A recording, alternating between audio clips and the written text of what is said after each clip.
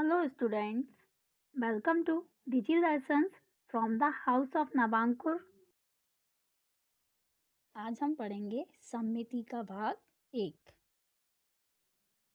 आइए सबसे पहले हम सममिति की परिभाषा देखते हैं।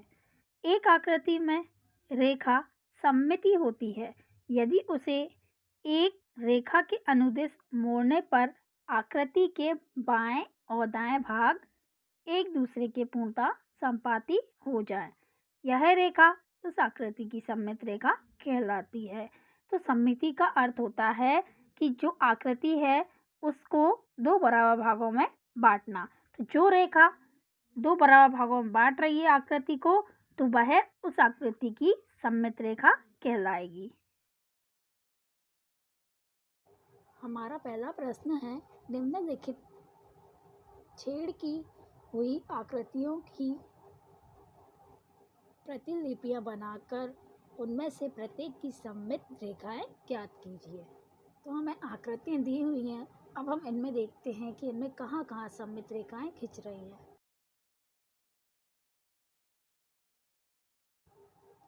तो ए में हम देखते हैं कि इसमें सममित रेखा बीच में खिंच रही है। फिर बी है, तो बी में हम देख रहे हैं कि इसमें सममित रेखा दिए गए दो बिंदुओं के बीच से खिंच रही है। फिर है सी, तो सी में भी हम देख रहे हैं कि इसमें आड़े में सममित रेखा खिंच रही है। फिर है डी, तो डी में भी सेम रेखा खिंच रही है जैसी सी में खिंची है। फिर है ई, तो ई में हम देख रहे हैं इसमें कितनी सममित रेखाएं खिंच रही हैं? 4 सममित रेखाएं खिंच रही हैं। अब एफ में हम देखते हैं इसमें कितनी सममित रेखाएं खिंच रही है? एक सममित रेखा बीचों बीच में खिंच रही है। फिर है जी, तो जी में भी कहाँ खिंच रही है? बीचों बीच एक सममित रेखा खिंच रही है। फिर है एच, एच में कैसे में खिंच रही है? आड़े में सममित रेखा खिंच रही है। फिर है आई, आई में भी कहाँ खिंच रही है? बीचों बीच सममित रेखा खिंच रही है। फिर है जे, जे में क्या दिया? एक वृत्त, तो इसमें कितनी सममित रेखा खिंच रही है? दो, एक खड़े में और एक आड़े में। फिर है के, के में कितनी सममित रेखाएं खिंच रही हैं? 5 सममित रेखाएं खिंच रही हैं। फिर है जे, जे में कितनी सममित रेखा खिंच रही है? एक, कहाँ से? बीचों बीच खिंच रही है। अब है हमारा प्रश्न 2, नीचे सममित रेखा दी हुई है, अन्य छेद ज्ञात कीजिए। पहले में हमें क्या दिया था? छेद दिए थे, उनसे सममित रेखाएं बतानी थी। अब हमें यहाँ क्या दिए हैं? रेखाएं दी हैं और हमें दूसरे छेद बताना है, और एक छेद हमें पहले से दिया हुआ है। तो हम देखते हैं आंसर।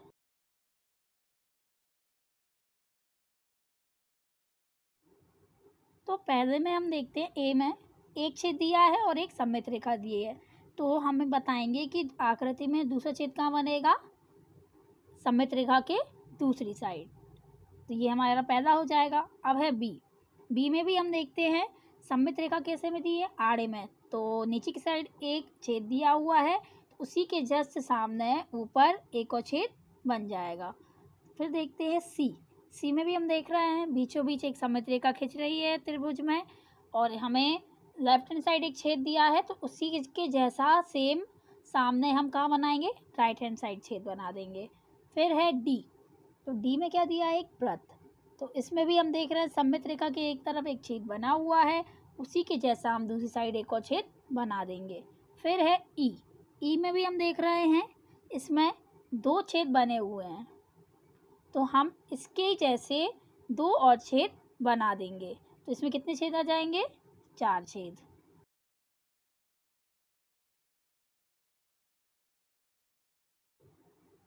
अब हम देखते हैं प्रश्न 3, निम्नलिखित आकृतियों में दर्पण रेखा अर्थात सममित रेखा, मतलब हम सममित रेखा को कौन सी रेखा भी कह सकते हैं? दर्पण रेखा बिंदुकित रेखा के रूप में दी हुई है। बिंदुकित रेखा में प्रत्येक आकृति का परावर्तन करके प्रत्येक आकृति को पूरा कीजिए। आप बिंदुकित रेखा के अनुदिश एक दर्पण रख सकते हैं और फिर प्रतिबिंब के लिए दर्पण में देख सकते हैं। क्या आपको पूरी की गई आकृति का नाम याद है? तो हम देखते हैं पहला ए। हमें आकृति दी है आदि, हमें उस आकृति को पूरा करना है। तो जैसा हमें लेफ्ट हैंड साइड दिया है वैसे ही हम सेम कहाँ बना देंगे, सममित रेखा के दूसरी साइड। तो हम आकृति को पूरा करते हैं। तो ये क्या बन गया, एक वर्ग। तो हमने आकृति का नाम दे दिया वर्ग। फिर है बी। बी में हम देख रहे हैं कि लेफ्ट हैंड साइड जैसी आकृति बनी है वैसी हम कहाँ बनाएंगे, राइट हैंड साइड। तो इससे क्या बनेगा, एक त्रिभुज। अब है सी। तो सी में भी हम जैसे लेफ्ट हैंड साइड आकृति बनी हुई है वैसे ही राइट हैंड साइड बनाकर उसको पूर्ण करेंगे। तो हम देखते हैं पूर्ण करने पर ये क्या है, एक समचतुर्भुज है। फिर है डी। डी में भी हम देखते हैं आकृति को पूरा करने पर क्या बनता है, एक वृत्त। फिर है ई। ई में भी हम जैसा लेफ्ट हैंड साइड बना है वैसा ही राइट हैंड साइड बनाएंगे। तो ये आकृति पूर्ण हो जाती है। तो हम देखते हैं ये आकृति क्या बनी है, एक पंचभुज। फिर है एफ। तो एफ में भी हम लेफ्ट हैंड साइड जैसा बना है वैसा ही राइट हैंड साइड बनाएंगे। तो आकृति पूर्ण होने पर हम देखते हैं यह क्या है, एक अष्टभुज।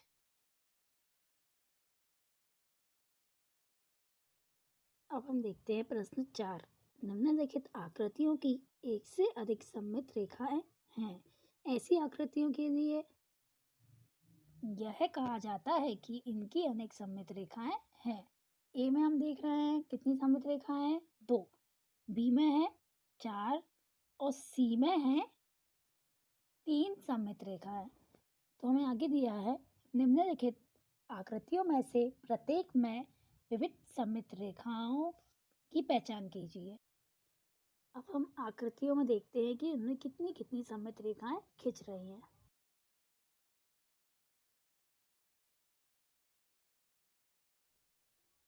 तो देखते हैं ए। ए में हम देख रहे हैं इसमें कितनी सममित रेखाएं खिंच रही हैं, 3। फिर है बी। तो बी में कितनी सममित रेखाएं खिंच रही हैं, 2। फिर है सी। सी में कितनी सममित रेखाएं खिंच रही हैं, 3। फिर है डी। डी में कितनी सममित रेखाएं खिंच रही हैं, 2। अब है ई। ई में कितनी सममित रेखाएं खिंच रही हैं, 4। फिर है एफ। एफ में कितनी सममित रेखाएं हैं, 1। बीचों बीच खिंच रही है। फिर है जी। जी में कितनी सममित रेखाएं हैं, 4। फिर है एच। तो एच में कितनी सममित रेखाएं खिंच रही हैं, 6 सममित रेखाएं खिंच रही हैं।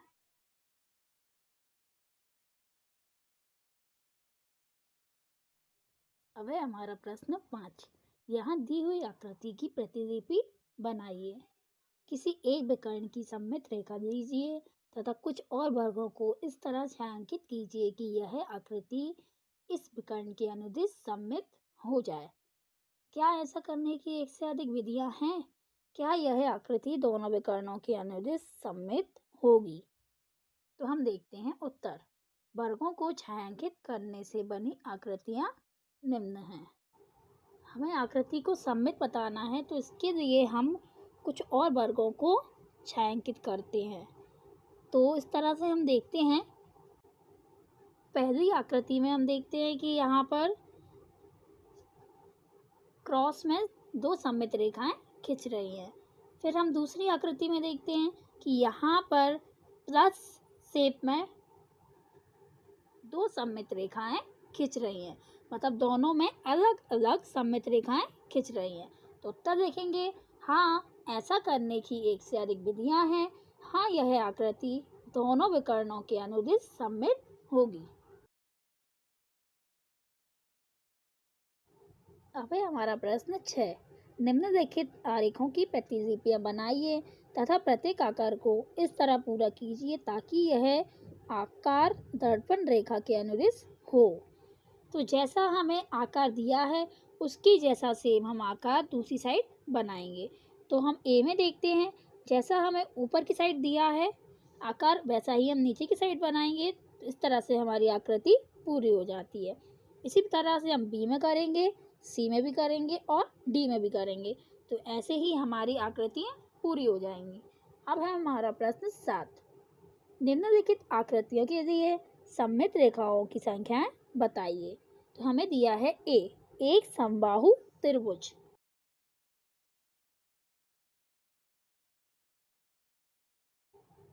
तो हम देखते हैं एक समबाहु त्रिभुज क्या होता है, जिसकी तीनों भुजाएं बराबर होती हैं।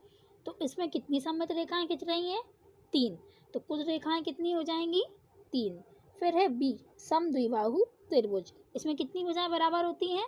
2 भुजाएं बराबर होती हैं और एक भुजा की लंबाई अलग होती है। तो इसमें कितनी सममित रेखाएं खिंच रही हैं? 1। तो यहाँ रेखाओं की संख्या क्या हो जाएगी? 1। फिर है सी, विषमबाहु त्रिभुज। तो इसमें तीनों ही भुजाओं की लंबाई अलग अलग होती है, तो इसमें एक भी अपनी सममित रेखा नहीं खिंचती। तो यहाँ कुल रेखाओं की संख्या क्या हो जाएगी? 0। अब है डी, वर्ग। तो वर्ग में कितनी सममित रेखाएं खिंचती हैं? 4। तो यहाँ कुल रेखाओं की संख्या हो जाएगी 4।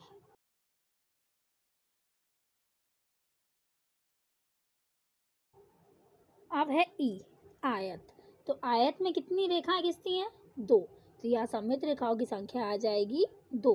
फिर है एफ, सम चतुर्भुज। तो इसमें सममित रेखाओं की संख्या होगी 2। फिर है जी, समांतर चतुर्भुज। तो इसमें भी सममित रेखाएं नहीं खिंचती, तो कुल रेखाओं की संख्या आएगी 0। फिर है चतुर्भुज, इसमें भी रेखाओं की संख्या क्या आ जाएगी सममित रेखाओं की? 0। फिर है समषटभुज। तो इसमें सममित रेखाओं की संख्या क्या होगी? 6। तो यहाँ आएगी कुल रेखाएं 6। फिर है जे। तो जे में क्या है? वृत्त। तो वृत्त में हम सममित रेखाएं अनंत खींच सकते हैं, तो यहाँ कुल रेखाओं की संख्या आ जाएगी अनंत।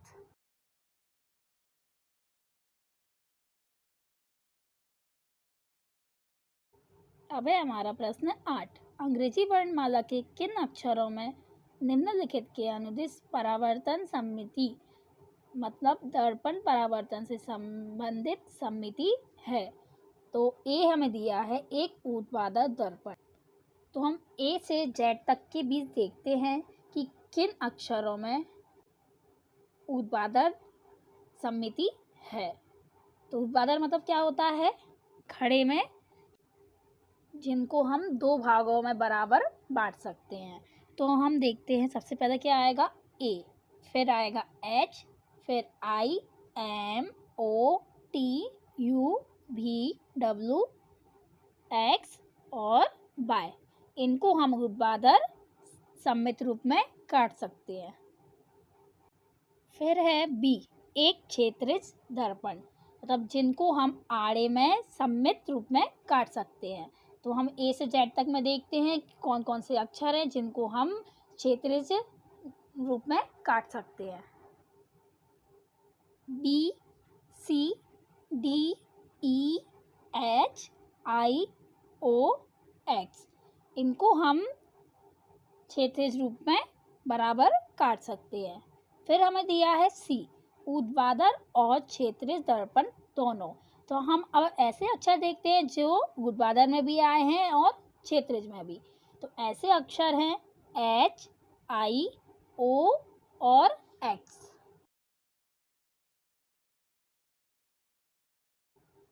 अब है हमारा प्रश्न 9। ऐसे आकारों के 3 उदाहरण दीजिए जिनमें कोई सममित रेखा ना हो। तो हम देखते हैं ऐसे उदाहरण। चतुर्भुज, इसमें भी कोई सममित रेखा नहीं खिंचती। फिर है विषमबाहु त्रिभुज और फिर है समांतर चतुर्भुज, इनमें एक भी सममित रेखा नहीं खिंचती। अब है हमारा प्रश्न 10। आप निम्नलिखित आकृतियों की सममित रेखा के लिए क्या अन्य नाम दे सकते हैं? तो हमें ए दिया है एक समद्विबाहु त्रिभुज। तो इसमें जो सममित रेखा खिंचती है तो उसको हम क्या कह सकते हैं? उसकी माध्यिका या शीर्षलंब कह सकते हैं। फिर है बी, एक वृत्त। तो जो वृत्त में सममित रेखा खिंचेगी तो उसको हम कह सकते हैं एक वृत्त में सममित रेखा वृत्त का व्यास होता है। Thank you students.